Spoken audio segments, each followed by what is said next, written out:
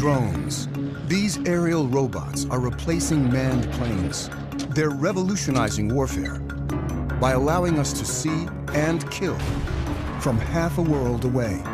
And they're making science fiction a reality. Now, with unprecedented access to drone scientists, engineers, and pilots. Master armed. Nova reveals the technologies that make drones so powerful and the breakthroughs that are leading us into the future. Will drones soon replace even the most sophisticated manned planes and become a part of our everyday lives? It started out as a toy for my dogs to chase. The worry is that we'll have 30,000 drones crisscrossing the sky, accumulating all this information. They generate opposition both overseas and at home. I speak out on behalf of the rule of law. Now, enter a new chapter in aviation history as Nova takes you inside the rise of the drones. 3, 2, 1.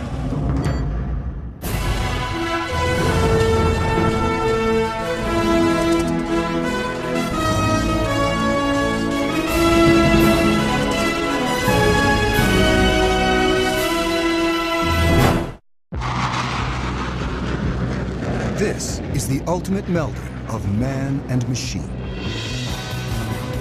The U.S. has more than 2,300 manned fighter planes. Tiger 2, Dark Star Pictures. And pilots like Matt McDonough have long been our heroes. The best fighter pilots that I've seen are the ones that can make a quick decision when things are happening very quickly. But a revolution is underway as manned planes are replaced by drones.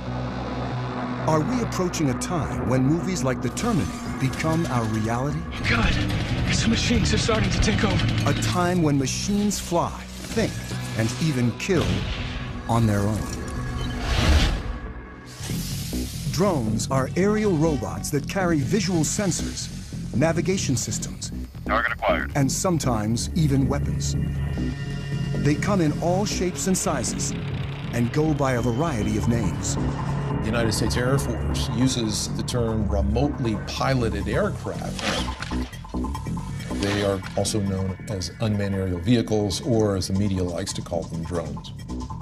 Already, the Pentagon relies on a family of more than 10,000 drones, usually to spy, but sometimes to kill. Small enough to fit in a soldier's backpack, the 3-foot-long Raven is the most widely used spy drone in the world. The stealthy Sentinel provided crucial intelligence in the raid to kill bin Laden. The killer Predator has flown thousands of missions since 2001. And the giant Global Hawk can stay aloft and spy for up to 35 hours. The military uses drones to support troops on the ground. 20 seconds. The CIA maintains a covert drone program to find and target individuals. The government claims drones have helped to eliminate up to 70% of Al-Qaeda's top leadership. They've been so effective, the Air Force predicts nearly a third of its attack and fighter planes will be drones within a decade. Planes can fly longer, they can pull more Gs, they can be more precise when they bomb if a human is not in the cockpit. We're entering a new era when the supremacy of even the most advanced planes is being challenged as engineers take the pilot out of the cockpit.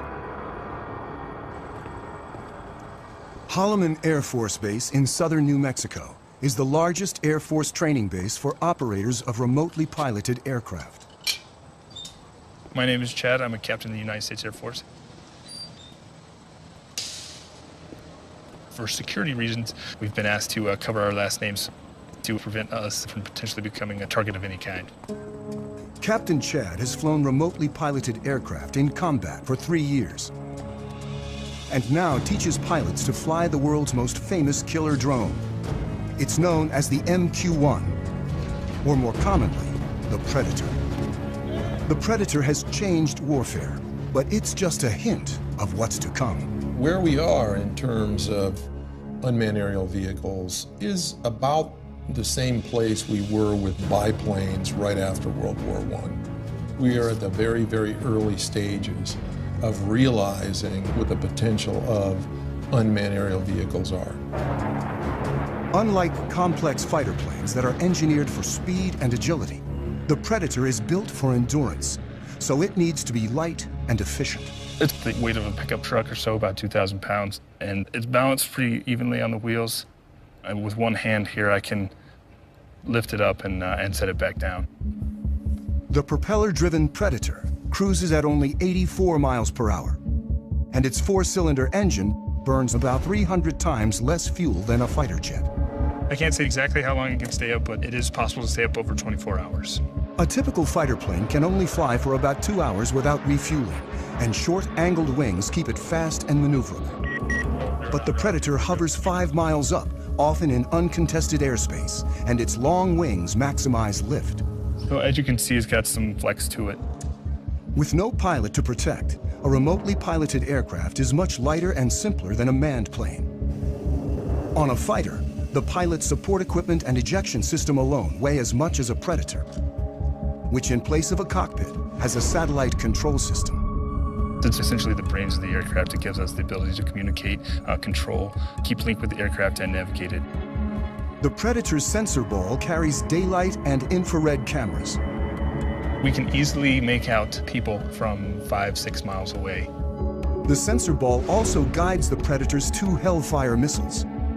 From right here, we fire the laser, and the laser spot hits the ground, and then once we fire the missile, this is the seeker, so this seeker will find that laser spot on the ground and travel to that spot, giving us a very precise capability of employing weapons. When conducting missions, remote pilots work out of small trailers on the ground. They control the Predator by satellite. This link is what makes it possible to take the human out of the cockpit and fly from virtually anywhere on the planet. It's tight, about the size of a normal shipping container. And a shift, it could be anywhere from 2 or 3 hours up to 8 or more hours, depending on the situation. From trailers like this, pilots of the Predator and its larger cousin, the Reaper, have killed thousands of individuals since 2001. In this clip from Iraq, a Predator pilot sees 2 insurgents firing mortars towards a coalition airbase. He tracks them and finally shoots.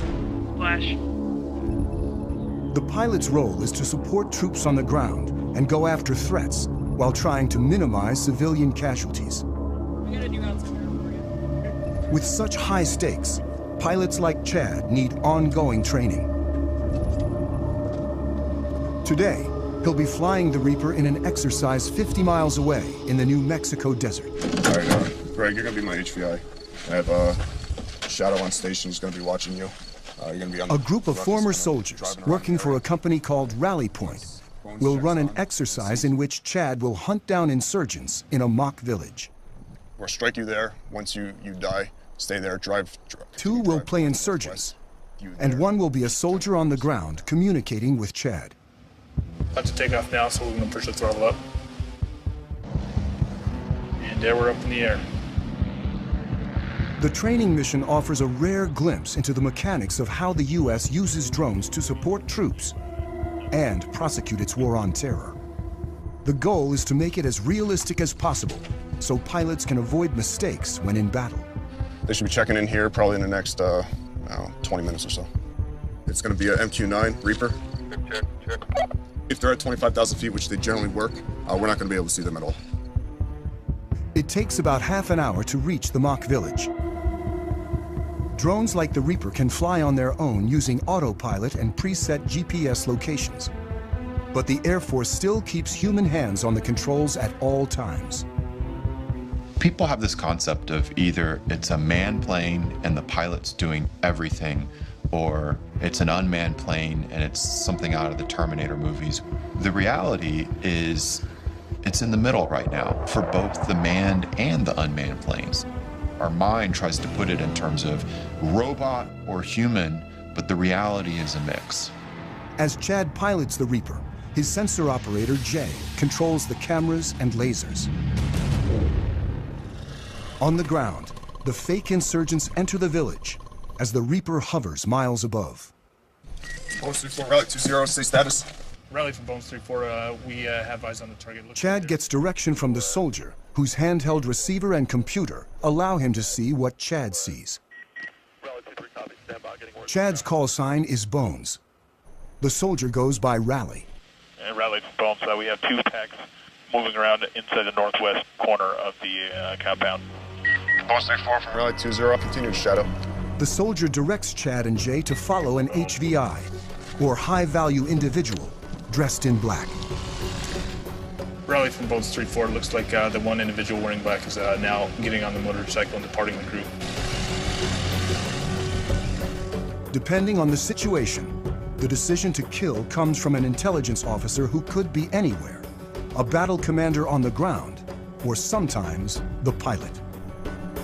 Bones 3-4 from Rally 20, looks like that personnel is stopping. Bones 3-4, that's that's what we got up here. All right, what I'd like to do is go ahead and prosecute 9-line Bravo 1. Copy. Master armed. The sensor operator targets using the laser. This will be a run against the target under our crosshairs. 10 seconds to release. Sensor, you ready? Copy. 3, 2, 1, rifle. And Bones 3-4, weapons away. 25 seconds time to fight. The Predator uses laser-guided Hellfire missiles. The weapons that can be used operate with an error distance of less than 9 feet. You can put a weapon through a window-sized opening with ease. 5, 4, 3, 2, 1, splash. Rally Bones 098 firm, we have splash standby for BDA. And Bones Rally looks like good splash. Copy, lasers off, and Master Arm is now safe. The efficiency of having a single craft able to find, follow, and eliminate a target like this in real time represents a revolution in warfare. Let's go back to the middle of the last century. During World War II, it took on the order of months to assemble intelligence from a variety of different sources, whether it be airborne, on the ground, to assimilate that information and then determine what targets might be hit. Then it took hundreds of aircraft and literally thousands of bombs to go out and attack a target using that information that had been developed over a period of months. Today, with the capabilities all wrapped up into one vehicle, the Predators and the Reapers in particular, you can accomplish that find, fix, finish cycle in a matter of single-digit minutes. Before the Predator, the military had to design separate aircraft for intelligence gathering and attack. Reconnaissance was key, and after World War II, engineers built ultra-sophisticated spy planes. They went faster and higher than ever before to make sure the pilots and the information they gathered didn't fall into enemy hands. The SR-71 was triple sonic. In other words, it could go over Mach 3. Max recorded altitude was 85,200 some feet. And there are several of us that have gone higher than that. Pilot Tony Bavacqua is one of a select group of men to fly the SR-71, a titanium spy plane built during the height of the Cold War that could take photos of the ground with 12-inch resolution from 90,000 feet. Literally faster than a rifle bullet.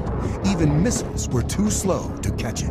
I was the first person in the SR-71 to get shot at, and it was over Hanoi. You got an airplane that's going 2,300 miles an hour, and it's very, very difficult to even come close. They figure that the missile exploded about a mile below me, and we're in and out of there in no time.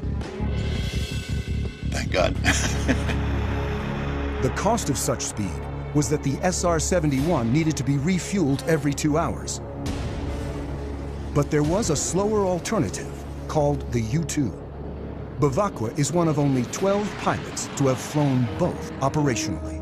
I was very proud of being a U-2 pilot because of what we have done and what we're still doing. It's just a magnificent platform, does excellent reconnaissance. Still widely used today, nearly 60 years after its introduction, pilot endurance limits U-2 flight time to 12 hours. It's pretty demanding on their bodies. They have to wear a special high-altitude suit for it, and then it whites them out for a good couple of days. It fatigues them quite a bit to go that high. Manned spy planes are not only limited by human endurance, they also bring the risk of pilot loss. In 1960, Bavacqua's friend, Francis Gary Powers, was shot down while flying a U-2 over the Soviet Union. It was a propaganda field day for the Russians. Powers' cover story was that he was on a meteorological flight. Frank Powers tried to say it was a weather flight, but there was miles of film. And so it was easy to discern what he was doing. Khrushchev denounced the United States with every epithet in his vocabulary. He summarily rejected all attempts of the West at reconciliation. Powers was imprisoned in Russia for more than 2 years, creating a major international incident and clearly demonstrating the need for unmanned spy planes. It was a development from the pilotless aircraft principle. Guidance was by radio from an accompanying aircraft. After reaching altitude... As early as World War II, once at altitude, airplanes could be controlled by radio signals after the pilot bailed out. But for decades afterwards, before GPS, drones were limited by primitive autopilots and navigation systems. In the 60s and 70s, drones crashed constantly, including the most advanced unmanned aerial vehicle, or UAV, the Aquila drone, that averaged a crash every 20 hours. It was a small propeller drone that would fly over the battlefield and gather information and beam it back to you. The problem is, back in the 70s, the technology wasn't ready yet. It was $1 billion program by the time they got just a couple prototypes. I was frustrated that the U.S. could not make UAVs really work. Abe Karam is the father of the Predator. This is one of 2 small UAVs built in my garage between 1980 and 1983. I was borrowing $18,000 a year from family. That's all we had.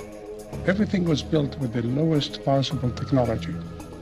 We were trying to show that if you design the best you can, then you are going to get performance by design. On his first prototype, the Albatross, Karam placed the engine and propeller in the rear so they wouldn't interfere with the delicate sensors up front. And the inverted tail is also still visible on its famous descendant. Down-deflected tails are there to protect the prop, so when it tilts back, it's hitting the skids and not hitting the propeller. An ex-fighter jet engineer, today Karam designs and builds planes at his company in California. In the 70s, when he started working on drones, he realized that without a pilot in the seat, a whole new world of design possibilities opened up. Other unmanned aerial vehicles of the time were still too closely modeled on manned aircraft. I said, I don't like what I see. I'm not going to take the engine, and I'm not taking the prop, I'm not taking the landing gear, I'm not taking the computer. Karam believed that efficiency and lightness were the key to creating an affordable, high-endurance UAV. So first, he gave his craft long wings to prioritize lift over speed. When you want to be efficient, you want to be like the soaring birds, very long span wings. The albatross is the best gliding bird, is 20 times more span than the cord. And my albatross, the UAV albatross, was close to that. Karam built the Albatross from scratch in his garage. He modified a go-kart engine to burn only 1/10 of a gallon of fuel an hour, and Albatross soon evolved into Amber, a 15-foot-long, 28-foot span UAV with 38-hour endurance. Karam relied on seed money from DARPA, the Defense Advanced Research Projects Agency. Its early investments in artificial intelligence and other technologies led to countless civilian uses and made modern UAVs possible. In the 1970s and 1980s, with significant DARPA impetus and some DARPA funding, a variety of new technologies emerged, including the Global Positioning System, long-range data links, lightweight computer equipment, and composite materials, as well as satellite communications and digital flight controls. The Albatross, the Amber, were the harbingers of the modern era of UAVs. We were a total team of 3 people, and we proved a lot of what we wanted to prove. Secretary of the Navy and the head of DARPA, they said, okay, you fly 500 hours, how many are you going to crash? We ended up not crashing any in the 500 hours we did for the military. Karam's Amber prototype never went into full production. But after a number of incarnations, by the mid-90s, his design became known as the Predator. Do not handle the missile by the strakes, wings, fins, seeker head, rocket motor, nozzle seal, umbilical connector housing during loading to prevent damage to equipment and or injured personnel. My UAVs were not meant to be armed. It was really built for the Cold War, when we had the big tactical challenge with so much artillery on their side, so much artillery on our side. Ready? With 2 large armies facing off, UAVs could be used for espionage, but not attack. Then, after 9/11, America started targeting individuals. Now we are fighting non-state enemies, so it starts making sense to arm the UAV, which is not my intention in the beginning. In October 2001, an armed Predator changed warfare forever. I was the commander of the air operations against Afghanistan, where we actually used, for the first time, a weapon off the MQ-1 Predator. The advantages were enormous, order of magnitude beyond where remotely piloted vehicles had been just 10 years prior in Desert Storm. Since this initial strike, drones have proven so effective that the Air Force is now training more remote pilots than manned fighter and bomber pilots combined. So, playing on the scenario? At Holloman Air Force Base in New Mexico, instructor Major Jason teaches this new generation of pilots. Adam 03, loud and clear. The stakes are high when operational, so they begin on video simulators. He invents practice scenarios programmed using Xbox video game controllers. Adam 09 from Viking 01, you're cleared hot. Stuff that we can't do in the real plane, I can do anything here, because the world's whatever I want it to be. 3, 2, 1, rifle. It's a controlled environment, and we want them to learn here, so that way when they do go operational, you know, they've already made all those mistakes. Pilot, it doesn't look like I ever turned the laser on, so I don't know where the missile went. How did that happen? If that would have happened real world, that'd be a really, really bad day. Unlike fighter pilots who train for a minimum of 2 years, remote pilots learn to fly their increasingly automated drones in less than 1. The FAA did a study recently that showed that pilots with real flight experience in manned aircraft are actually worse UAV pilots than those that have no flight experience and really come in off the street. You actually bring in a skill set that you don't need and a set of expectancies that you shouldn't have when you're flying a UAV if you came from a manned aircraft. So the Air Force is taking officers off the street with no flight training and putting them through the program, and they've been very successful. They come here, they never went to pilot training like I did. They're here for a few months, and then they have to go operational, so it happens real fast. Adam 09, rifle time of flight, 15 seconds. And when pilots go operational, despite being half a world away from the action, it all feels very real. Adam Mike's 01, copy splash. It's not like a video game at all. There's no reset button, there's no, there's no turning it off. In real strikes, like this one in Iraq, technology actually allows drone pilots to see more than manned pilots ever have. Because we have such a long loiter time, there's potential to have eyes on the target that we are going to blow up for hours ahead of time. Then we employ on it, strike the target.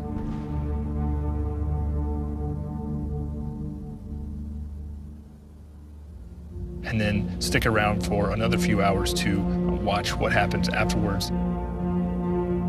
You have to stay there and then stay plugged in and stay focused on the destruction that you just caused from your aircraft.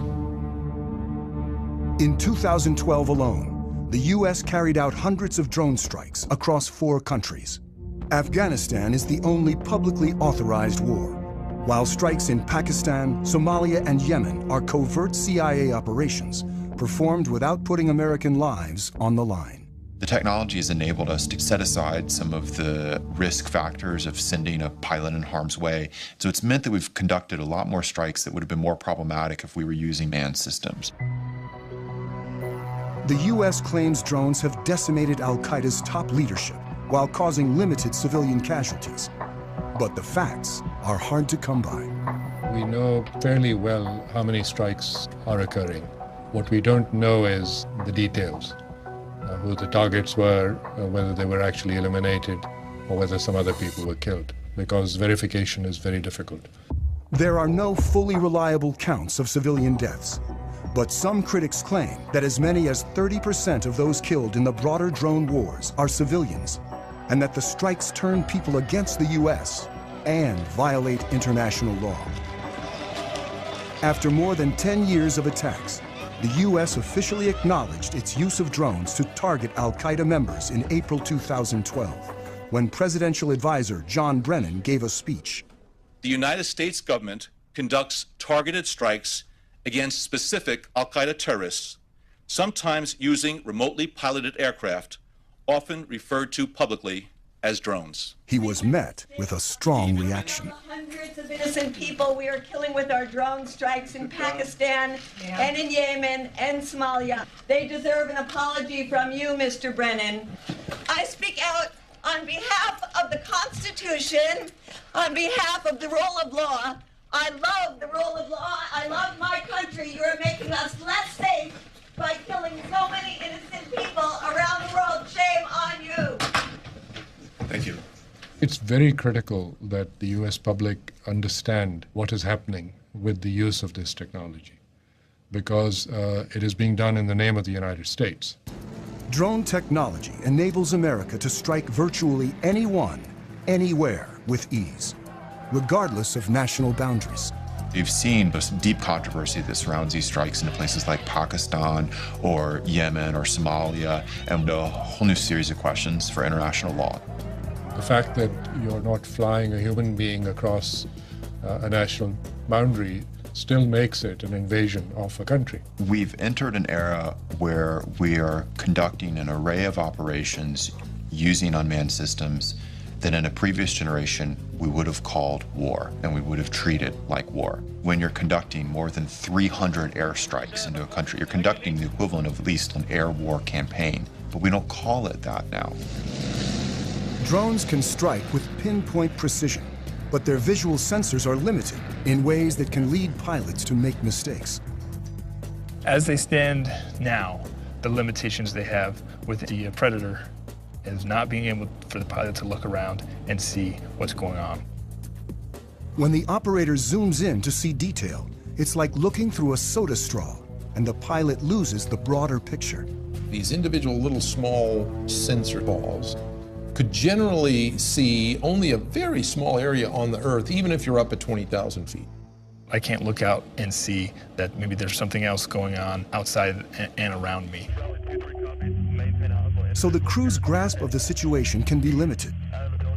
And when they zoom in, they sometimes lose sight of key details on the ground.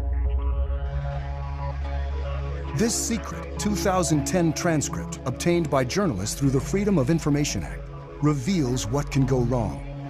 While supporting forces on the ground, a Predator team mistook a convoy of Afghan civilians, including women and children, for militants. The pilot asks, "Is that a rifle?" The answer is, "Can't really tell." After hours of monitoring, the ground commander calls in a strike. And 23 civilians die, in part because of limitations of the sensors. But engineers are working to create new sensors that can see more in greater detail than ever before. Today, we've developed sensors that can watch with an all-seeing eye and see an area about the size of a small city, all at one time. This is the next generation of surveillance. For the first time, we actually have permission from the government to show the basic capabilities. It is important for the public to know that some of these capabilities exist. Engineer Yanis Antoniadis designed the new sensor, known as Argus. With 1.8 billion pixels, it's the world's highest resolution camera. Argus fits inside this pod that attaches to the belly of a UAV. But because much of the work is classified, we can't see the sensor itself. Because we are not allowed to expose some of the pieces that make up the sensors, so you get to look at pretty plastic curtains. Also known as wide area persistent stare, Argus is the equivalent of having up to 100 predators look at an area the size of a medium-sized city at once. This image was taken 17,500 feet above Quantico, Virginia, and covers 15 square miles.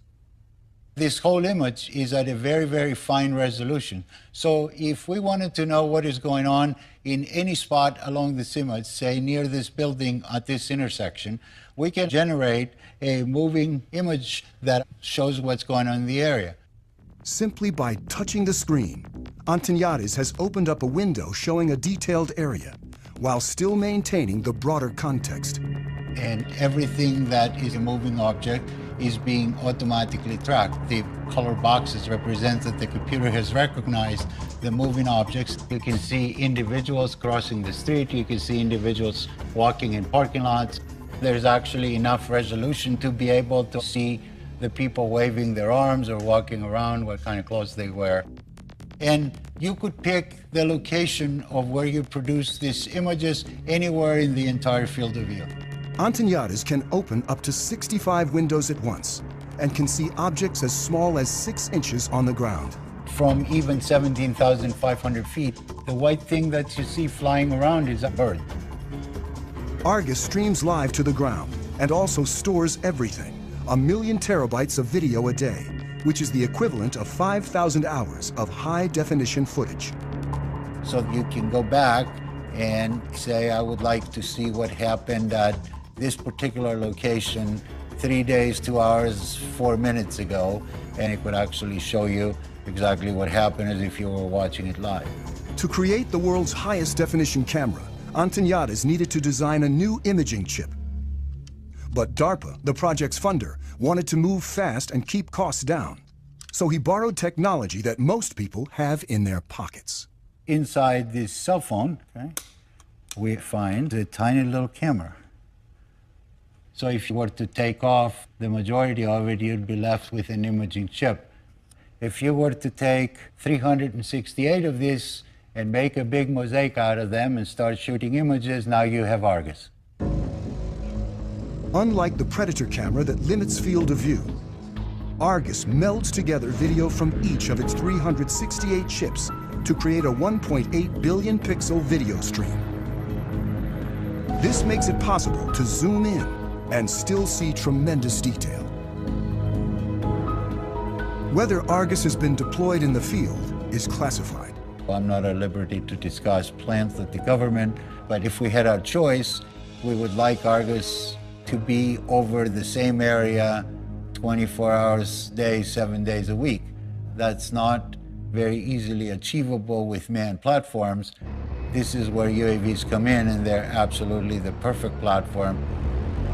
Argus may be mounted on an armed UAV like the Predator, a long-range platform like the giant Global Hawk, or a development craft called the Solar Eagle that may someday stay aloft for years at a time.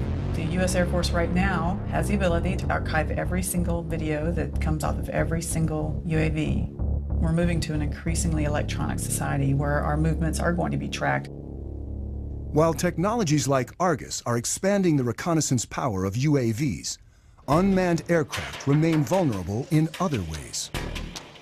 The Air Force's large drones still crash more often than manned planes.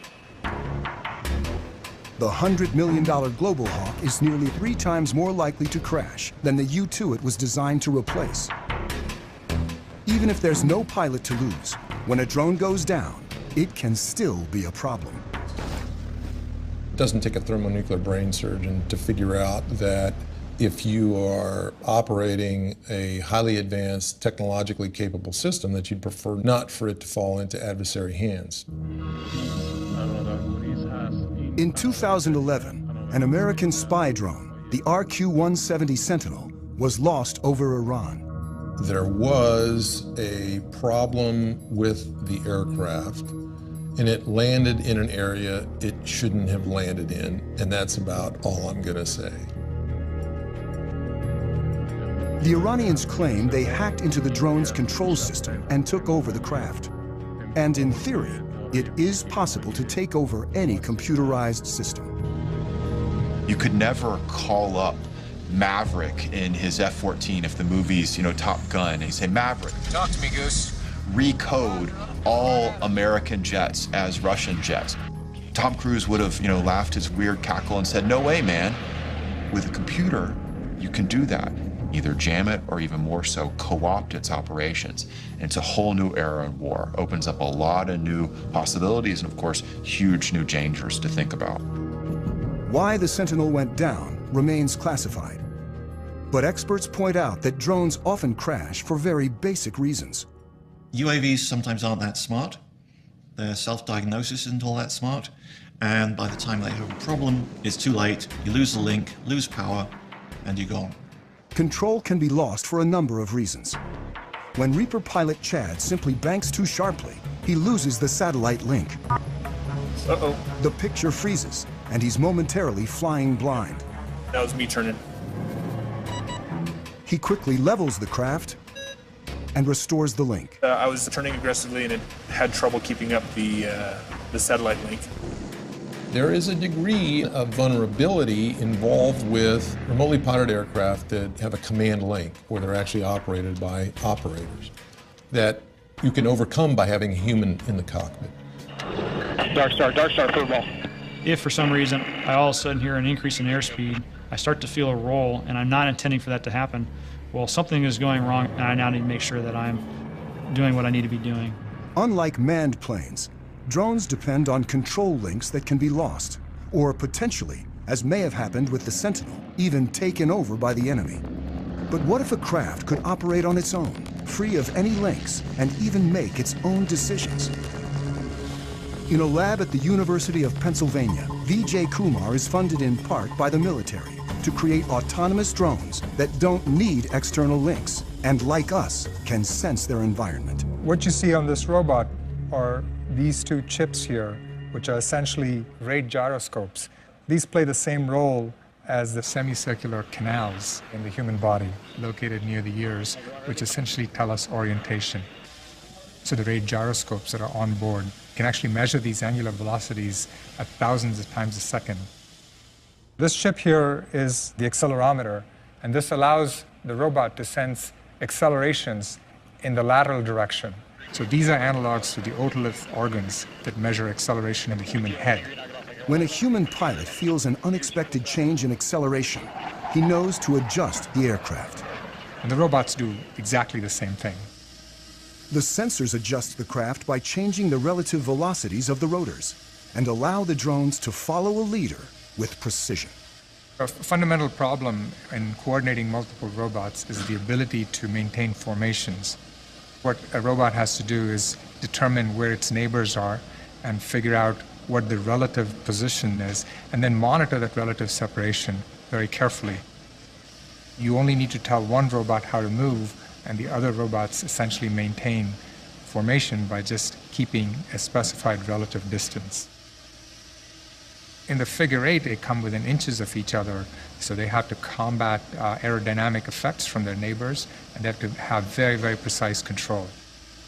And all that is done autonomously. The precision of the robots allows them to do some things more quickly and accurately than human pilots can, like predict the movement and the shape of an object and adjust accordingly. In terms of acrobatics, I think it'll be hard to beat what a robot can do. The neuromuscular system in the human body, there may be delays of the order of 80 milliseconds or 200 milliseconds before you actually take an action in response to what you see. Well, robots have this unfair advantage. They can do these computations hundreds of times a second. So your delays are of the order of a millisecond and perhaps even less. In the lab, the drones communicate with a central computer that uses motion capture, an optical system that tracks silver reflective markers on the robots and tells them where they are at all times. But soon it may be possible to cut the cord. and they've already developed another autonomous drone that can go anywhere on its own. The holy grail is to do all of this without any kind of external sensing, without GPS. And in principle, we can do it. These bigger robots actually rely on observations of external features to tell them where they are in the environment. This drone carries a laser rangefinder that determines distance to obstacles and a depth camera that reveals 3D information about the surroundings. They carry on board the processing power, the sensors that are necessary to look at the environment, to reason about the environment. So they can take their relative location and the location of the features to build a three-dimensional map. Well, I'd like to see this technology being used for humanitarian purposes. Imagine there's a 911 call from the building. I think we'll soon have the technology that enables, let's say, 20 UAVs to just swoop through the building and within a minute find out who's in each room and then communicate that to firefighters who are waiting outside. But any technology that you develop, there are always people who are going to use it in ways that the designer never intended them to be used. And the key components of drone technology are already available to virtually anyone. Over there.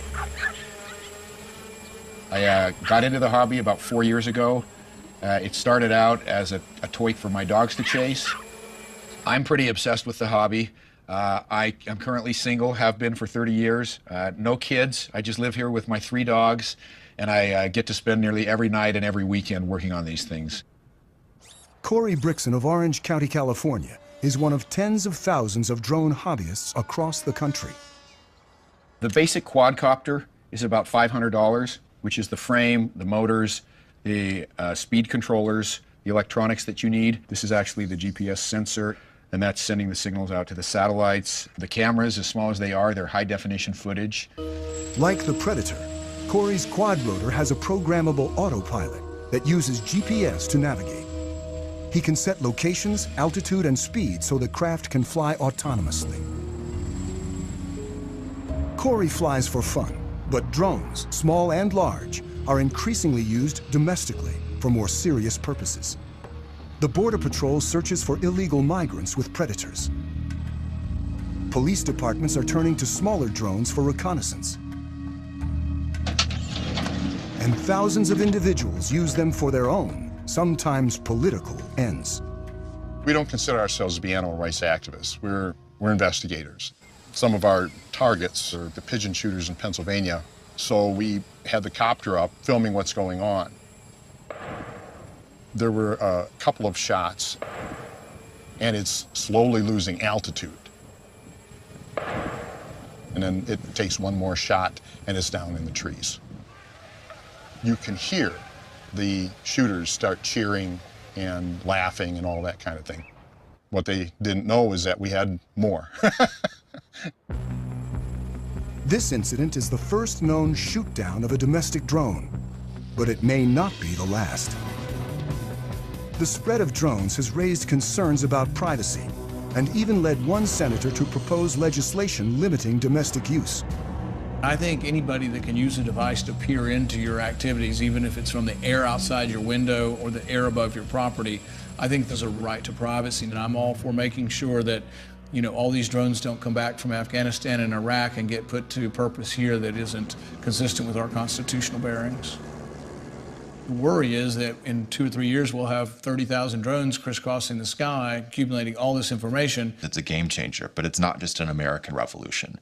There are more than 55 other countries right now that are building, buying, or using military robotics, particularly in the air.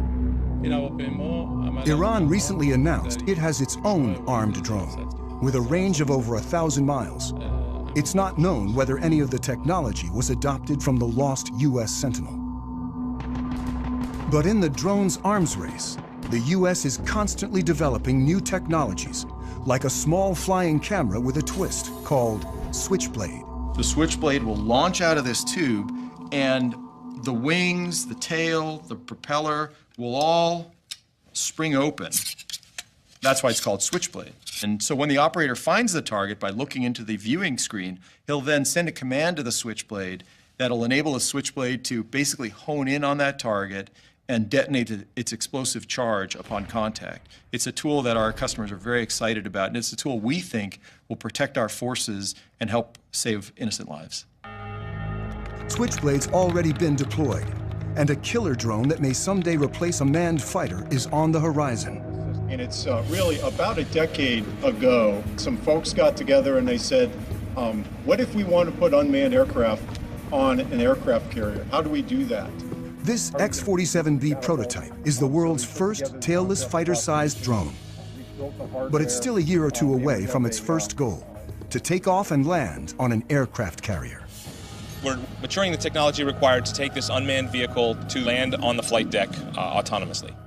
We're focusing on the mechanics of landing the aircraft, where you have a predetermined position that you're targeting to, and the aircraft can react very quickly to changes in that environment to put itself on that pre-planned position.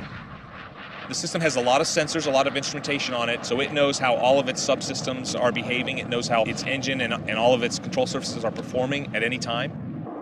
It'll turn where we expect it to turn, it'll come back when we expect it to come back, and it'll land on the runway that we planned. Drones are no longer just eyes in the sky, and someday UAVs like the X-47B may be involved in sophisticated attacks alongside manned jets. It's the idea of the mix, the team working together. That's probably the future. You won't see every plane on the aircraft carrier be one of these. So right now the vision is, oh, we'll just have one or two. But when they get them and maybe they prove more useful, then it may be, well, we don't want one or two, we want a squadron. It's a lot like if you look at the first use of mechanized forces. Originally it was lots of horses and just a couple of trucks and tanks, and then you saw things change and change and change over time. We'll probably see the same thing happening with robotics. As drones like the X-47B mature, they'll become more autonomous, likely conducting bombing runs, then more complicated air-to-air operations. Even as policymakers debate the rules of engagement for drones, technology is moving forward toward a time when drones might operate with intelligence that more closely resembles our own. But for now, they can't do what a pilot can. When you get an aircraft like this over hostile territory, you'll have potential targets or threats that will pop up unplanned. So what we haven't done yet is develop the technology that would then react to those unplanned targets or threats. Thank you very much for coming to Pax River today. I think UAVs of the future will certainly be able to exhibit increased levels of autonomy. But I think if you were to ask most autonomy researchers or most AI researchers about whether the rise of the machines type scenario is of real concern, their response would be, we should be so lucky. And in fact, if we could get little slivers of that kind of adaptive and cognitive capability into systems, that would be a very significant breakthrough over where we stand today. Angry T-class check. I've flown about 2,000 hours, and the missions that I've flown seldom go as planned. There's a lot of pieces that you cannot plan for. Nothing replaces the human being in a tactical environment, saying what to do next and why not this and why not that. An Airbus 320 with 150 passengers goes into a flock of Canadian geese and needing to land. I can't do it. I'm going on the Hudson. You want to be in a robotic 320 in that situation? Or do you want Sullenberger to land you? Because you can't anticipate everything. This ability to respond to the unknown may be the final hurdle if drones are ever to fully replace manned planes and start making decisions on their own. I think we're far, but let me say, I am the last guy who says, impossible. As human ambition drives innovation forward, the only thing that's certain is that the Predator and other drones of today are nothing compared with what's to come. Ultimately, DARPA's mission is the creation and prevention of strategic surprise. So if we are successful, we will all be surprised. Historically, you look at when the Wright brothers first flew in 1903. 100 years later, we were actually flying remotely piloted aircraft. So we're kind of on the ground floor now. There's nowhere to go but up.